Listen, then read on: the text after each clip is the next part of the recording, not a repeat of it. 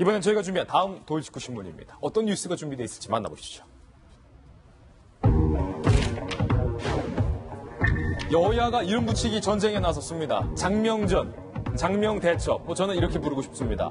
같은 증세를 두고 한쪽에서는 명예, 사랑, 착한 이런 증세 이름이 나오고 있고요. 또 다른 한쪽에서는 징벌, 세금, 비겁 이런 키워드들이 나오고 있습니다. 관련자들의 발언 한번 들어보겠습니다. 추미애, 정욱택, 이혜원 정당 소속이 다른 이 세 사람의 증세를 바라보는 발언 들어보시죠. 초대기업과 초고소득자에 대한 과세는 조세 정의의 시금석이 될 것입니다. 저는 이를 두고 초대기업과 초고소득자 스스로 명예를 지키며 사회적 책임을 다하는 명예과세라 부르고 싶습니다. 저는 완벽한 허수아비 총리, 허수아비 장관들을 들러리처럼 세워놓고 문재인 대통령이 모든 중요 정책을 원맨쇼 하듯이 결정하고 밀어붙이는 이 정권이 과연 얼마나 국민을 설득력을 갖고 일을 해나갈지 의문이 듭니다. 취임하자마자 증세 카드를 꺼내드는 것에 대해서 국민께 사과하셔야 됩니다. 100대 국정과제를 발표할 때만 해도 공약 실행에 필요한 돈은 증세는 필요 없다. 정세는 제로였습니다. 여당 대표, 여당 출신 장관 등등을 동원해서 건의하는 형식을 취하고 마치 건의를 받아들여서 어쩔 수 없이 증세를 결정한다는 식으로 하는 전략. 이 전략 눈 가리고 아웅입니다. 눈 가리고 아웅 과세다. 눈가웅 세금이다. 이런 얘기도 있었어요. 네, 이제 사실 프레임 전쟁이죠. 네이밍 전쟁이기도 하지만 프레임 전쟁인데 이것이 2004년에 우리가 종부세로 이제 한번 살펴봐야 될 것 같아요. 그 당시에 종합부동산세를 노무현 정부가 야심차게 발표하면서 미사일, 정밀 유도탄처럼 아주 고소득자에 대해서는 딱 하겠다라고 했는데 당시에 야당에서 뭐라 그랬습니까? 세금 폭탄이다. 예. 그 폭탄이라는 분수는 그 부정선 뉘앙스 때문에 굉장히 저항을 얻었고 그때가 노무현 정부가 민심 이방이 되게 된 계기가 됐거든요. 그 다음에 또 지난번에 박근혜 정부에서는 거위털 과세다. 거위털 과세. 얼마나 얻어맞았습니까? 예. 이렇게 거위털이 털 부분도 모르게 살짝 뽑아가지고 거위는 멀쩡하게 하겠다고 했는데 사흘 만에 물러섰어요. 사흘 만에 물러서고 사과하고 대통령이 사실 저는 그때 비겁하다고 박근혜 대통령한테 얘기를 했는데 세금 부과할 건 부과를 해야 되는데 거위털 과세라는 것 때문에 사는 게 거위가 살지 죽을지도 모르는 그런 상황이다라는 게 반대가 막 하니까 부총리가 물러섰습니다. 그리고 사실 잘렸죠. 그리고 나서 이제 이번에는 핀셋 과세다. 그러면서 정말 초고속자에 대해서만 과세를 하겠다고 이제 하는 것이 과거의 경험상 저항이 심할 것 같으니까 이제 좀 그럴듯한 의미로 명예롭게 한다, 명예과세다. 믿음, 소망, 사랑 다 나오겠어요? 예. 좋은 말은 다 갖다 붙이는 것인데 저는 얘기했지만 네이밍도 중요하지만 사실 본질이 중요합니다. 예. 초고속자의 과세 그렇게 얘기하면 정당하게 국민들을 설득해야 되고요. 또 초고소득자에 대한 과세가 필요한 만큼 과세 기반을 넓히는 것이 필요하거든요. 같이 좀 다 테이블에 놓고 감정이 아니라 이름이 아니라 논리적으로 좀 설명을 해서 설득하기를 바랍니다. 그러니까 폭탄도 안 좋고 믿음, 소망, 사랑, 과세도 안 좋고 좀 이제 본질적인 얘기에 좀 집중을 해보자. 다 같이 이런 말씀인 것 같아요. 사실은 과세는요. 그 앞에 믿음, 소망, 사랑이 아니라 예수님을 붙여도 안 좋아요. 예수 과세도 안 된다. 과세 누가 좋겠습니까? 그러니까 사실 명예과세, 사랑과세, 존경과세라는 게 과세하는 사람들에 대해서 마음을 좀 돌려보려고 하는 거지만 결코 되지 않습니다. 과세는 어떤 정치인이나 정치 세력에도 도움이 안 되는 거거든요.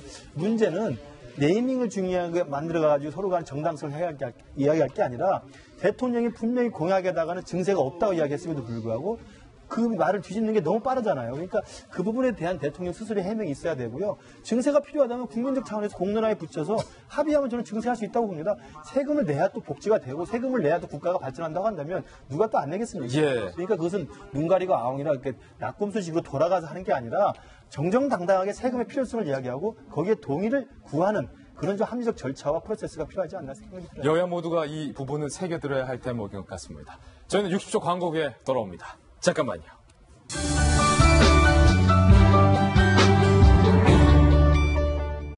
저 해명글이 굉장히 길게 자신의 페이스북에 올라와 있었던 거죠. 근데 크게 몇 가지 단어로 요약을 해보면 엄살, 엄살, 그다음에 변명, 변명, 그다음에 남탓, 남탓, 그다음 물타기. 물타기. 이렇게 뭐 한 4가지 정도 단어로 요약할 수 있을 것 같아요. 무슨 뭐 방금 대변인 같았어. 일단은 자기 살아온 이야기 쭉 하면서 우리 아버지가 5년 먼저 자기 나이보다 5년 먼저 돌아가셨다는 거죠. 그래서 본인도 수명이 짧을 것 같은데 언제 죽을지 모르겠다. 라고 올리는 바람에 경찰이 너무 놀래가지고 출동을 했다는 거예요. 경찰이 출동했어요, 이 글 때문에? 네, 혹시 자살하려는 거 아니냐. 오.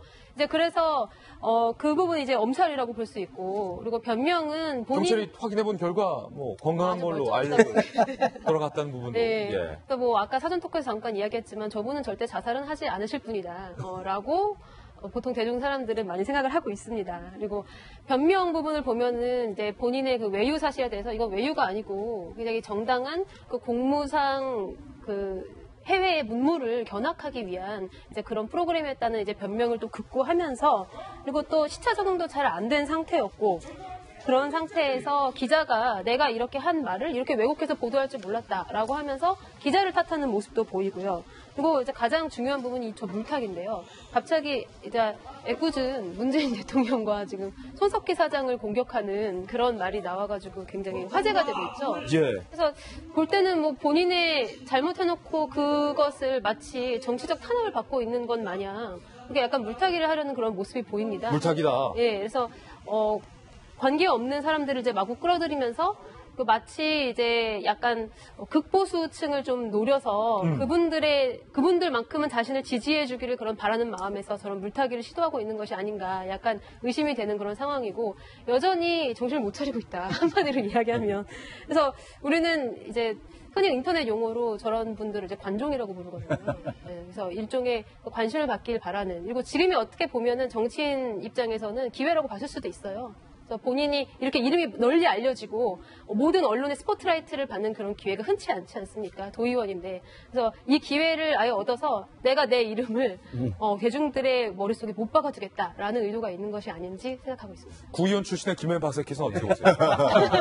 김재 변호사께서 엄청나게 정치적인 해석을 잘해줬다고 생각을 하고요. 전적으로 공감하는데 정치인 같은 경우는 본인 부고 소식만 빼고는 언론에 나오는 거 다 환영한다고 얘기하지 않습니까? 요즘 그거 바뀌었어요. 부고 소식도 환영한다. 왜냐하면 살아있으니까 바로 잡습니다로 한 번 더 나온다는 거예요. 정정보도가 정정보도 나오니까. 네. 그런 상황으로 보게 됐을 때 언론에 대해서 언론이 레민 같다고 욕을 하고 있지만 결국은 언론을 통해서 본인의 정치적 입지를 더 확장하려고 하는 모습이 아닌가 하는 생각이 드는데 이 글의 내용들을 저는 처음부터 쭉 읽어봤어요. 근데 앞뒤가 모순되는 내용이 한두 가지가 아니거든요.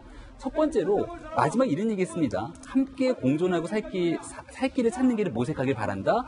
더 이상 이 나라가 좌우로 대립되어 서로에게 상처받는 말과 행동을 하지 말자고 하는데 좌우로 대립되는 말과 행동을 세월호에게 다시 한번 끄집어내고 문재인 대통령을 공격하면서 이념 대결하는 것 아니겠습니까? 본인 외유성 해 주장한 건 이게 뭔 관련이에요? 그거를 이제 이념적으로 대비시키는 모습들을 다시 한번 찾게 되는 거고요. 제일 이해가 되지 않는 대목은 국민들이 레민 같다는 생각이 든다와 국민들이 레민 같다는 생각이 든다 집단 행동하는 설치력으로는 많은 차이가 있다는 거예요. 저 도대체 무슨 차이가 있는지 모르겠는데 본인이 얘기한 거에 대해서 한마디로 언론이 덧붙여갖고서는 교묘하게 편집해서 얘기했다라는 거로 지금 언론을 비판하고 있는 거거든요. 그러니까 언론이 레민 같다는 생각을 하고 있다라는 언론의 이제 그 탓을 하고 있는 건데 저는 대한민국 언론이 아니었으면 우리가 이 김학철 도의원과 충북 도의회 의원들이 이 엄청난 수해 속에서 해외로 외유로 나갔던 상황들을 과연 알 수 있겠습니까? 그냥 그 상태로 묻혀서 지나갔을 수도 있는 거고 충청도에서 수해 때문에 열심히 복구하고 있는 주민들 입장에서는 이런 일이 있었는지도 모르는 상태로 지나가고 나서 내년 지방의회 선거에서 이분들을 다시 한번 우리 대표자로 선출할 수도 있었던 거예요. 그런 일들을 낱낱하게 보도하는 게 언론의 역할이고 사명인 건데 그걸 이제 레민 같다라고 이렇게 정치적으로 오도하는 부분들 굉장히 김학철 현 도의원의 행태가 굉장히 좀 악질이다라는 생각이 들고요. 거듭 말씀드리지만 본인이 원하는 거는 더 본인의 정치적 역할을 확대시키려고 하는 건데 여기에 대해서 지금 많은 지역 시민들이 나서갖고서는 이제는 당의 제명으로도 안 되겠다. 의원직 사퇴하라. 의원직 사퇴하는 길은 충북 도의회에서 제명하는 길뿐이다라고 얘기를 하고 있기 때문에 여기에 대해서 과연 그 끝이 어떻게 날지 굉장히 궁금해지는 대목입니다. 지금 무소속으로 도의원 신분을 계속 유지하고 있는 것인데 김학철 도의원의 이런 글을 보면 굉장히 뭔가 분노감이 가득 차 있다라는 생각이 듭니다. 언론에 대한 분노, 대중들에 대한 분노, 공당에 대한 분노 이런 분노들이 있는 것 같은데 이 분노가 참 바로 다시 한번 들어보시죠.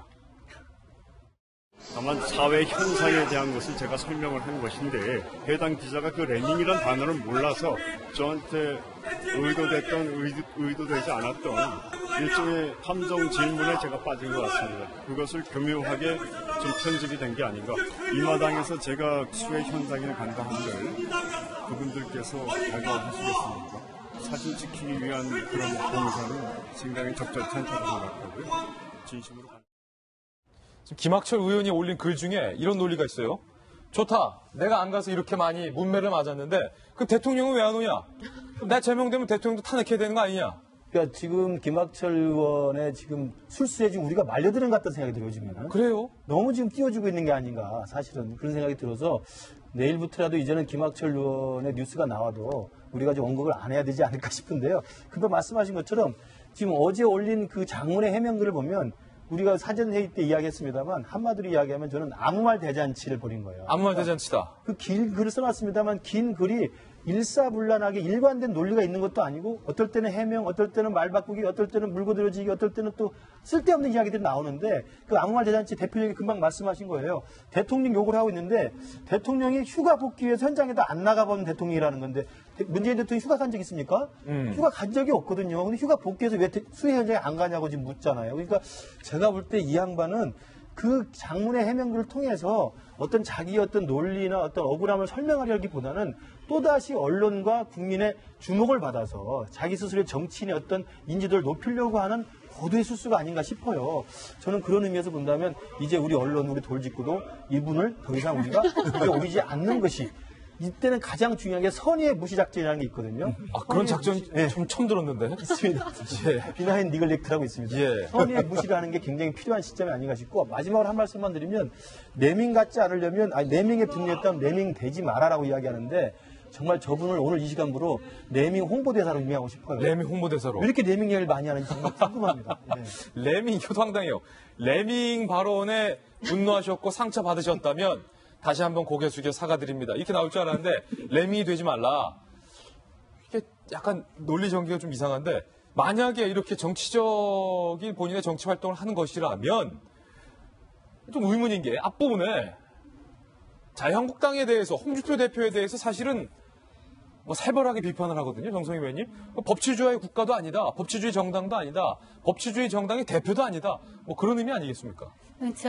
자당에 대해서 이제 제명받은 거에 대해서 이제 분노를 쏟아내고 있는 것인데 소명 절차 지금 이미 처분이 됐으면 본인이 한번 또 이의 신청 같은 절차가 있을 거예요. 근데 지금 얘기한 대로 이 정치적으로 본인이 자유한국당에서 얻을 수 있는 것은 별로 없다고 생각이 드는 것 같고요. 지금 얘기한 대로 정치인은 일단 인지도가 올라야 됩니다.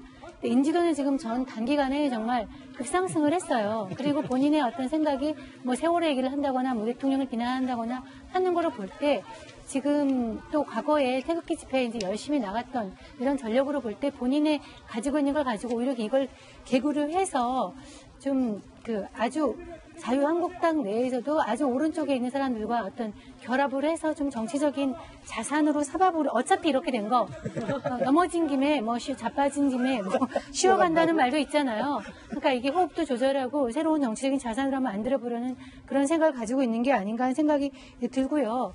차제에 오늘 신문에 나온 거 다른 기사를 한번 소개시켜드리면은 이 외유성 출장 이거 제도 한번 점검해야 됩니다. 사실은 요즘은 해외여행의 외유성 출장이라는 게 공무원들이 옛날에 해외 나가볼 수 없으니까 외국의 선진 문물을 들어와서 국민들한테 좀 적용해서 좀 선진화시켜라 하는 이런 취지였는데 요즘은 정말 싼 해외 상품도 많거든요. 예. 누구든 하루에 해외 금포공항 나가는 사람이 5, 6만 명 되는 정도로 해외 수상 쉬운데 꼭 저런 식으로 해서 세비를 써야 될지 하는 그런 아쉬움이 좀 있습니다.